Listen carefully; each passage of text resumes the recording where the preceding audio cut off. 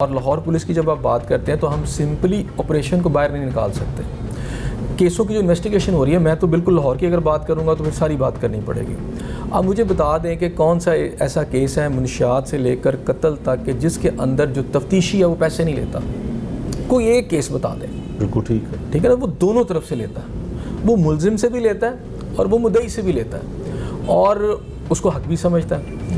और फिर यह है कि वो पैसे लेने के बाद उसमें ऐसे लूप सोल छोड़ देता है केस के अंदर, जिसकी वजह से ना तो मुद्दई को मुकम्मल जाके अदालतों में इंसाफ मिलता है और ना मुलजिम जो है उसको सही सज़ा मिलती है। अच्छा, ऐसा साहब इस पर एक आपको चीज़ इसमें शामिल कर देता हूँ। इन्वेस्टिगेशन में हमने, जैसे आपने कहा कि मुद्दई से भी पैसे लेता है और मुलजिम से भी पैसे लेता है आईओ या इंचार्ज, ऐसा हुआ है। ये आपकी बात को सेकंड करता हूँ कि लाहौर का कैंट डिवीज़न का एक पुलिस स्टेशन है जहाँ पे डबल मर्डर की वारदात हुई। मुद्दई उसने भी पैसे दिए और मुलजिम जो है उसने भी पैसे दिए। सिर्फ एक फ़र्क है, मुलजिम ने ज़्यादा पैसे दिए, मुद्दई ने कम दिए। लेकिन उसकी शिकायत हुई, कंप्लेन हुई और जो डीआईजी इन्वेस्टिगेशन सैयद ज़ीशान रज़ा हैं, उनके पास जब वो एप्लीकेशन आई तो उस इंचार्ज इन्वेस्टिगेशन को मुअत्तल किया गया है और उसकी इंक्वायरी हो रही है।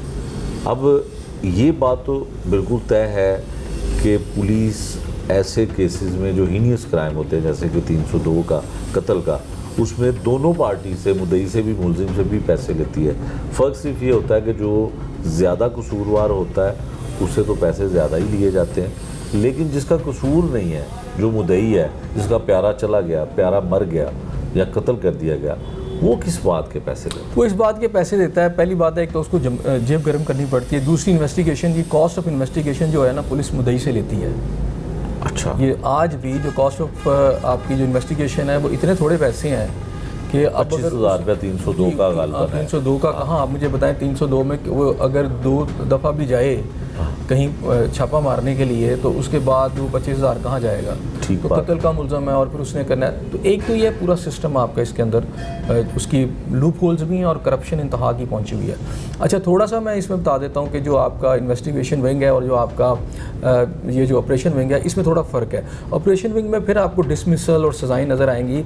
ये जो आपका इन्वेस्टिगेशन विंग है, इसमें करप्ट लोगों को सज़ाएँ ना होने के बराबर हैं। मतलब कोई एक आधा केस वन से ब्लू मून जो आ गया और जैसे आपने बताया डीआईजी इन्वेस्टिगेशन है उसको सज़ा दी, वो क्या होगी, मुअत्तली की। क्योंकि उसके अंदर जो इन्वेस्टिगेशन का निज़ाम है, उस इन्वेस्टिगेशन के अंदर आपकी जो सबसे ज़्यादा मैं समझता हूँ जिसकी वजह से आज लोगों को इंसाफ नहीं मिल रहा, वो आपका तफ्तीश का वो निज़ाम है जिसके तहत पूरा का पूरा निज़ाम सुप्रीम कोर्ट का एक तफ्तीशी अफसर है जो ये लिखता है तफ्तीश के अंदर कि जनाब मेरी एलानिया और गैर एलानिया तफ्तीश के अंदर ये मुल्ज़िम साबित हुआ या नहीं हुआ। ठीक है, वो जो उसको अथॉरिटी मिली हुई है ना, हालांकि ये होना चाहिए दुनिया भर के अंदर ये होता है कि ये सारा का सारा आप जो आपके साइंटिफिक जो आपके गैजेट्स होते हैं, साइंटिफिक आपके जो तरीक़ाकार होता है विटनेस का, जिसमें आपका डीएनए है, आपकी जियो फेंसिंग है और बहुत कुछ करने के बाद जब वो कोर्ट में जाते हैं तो वो बताते हैं कि ये जो एविडेंसेस आई हैं ये कॉरोबोरेट करती हैं जुर्म हुआ या नहीं हुआ। ये नहीं वो कहता है इन्वेस्टिगेशन ऑफिसर के मेरी एलानिया और गैर एलानिया। हम कानून वुस्ता के दौर में रह रहे हैं। अच्छा, वो बंदा जो है ना, उसको ये जो इख्तियार मिला है ना,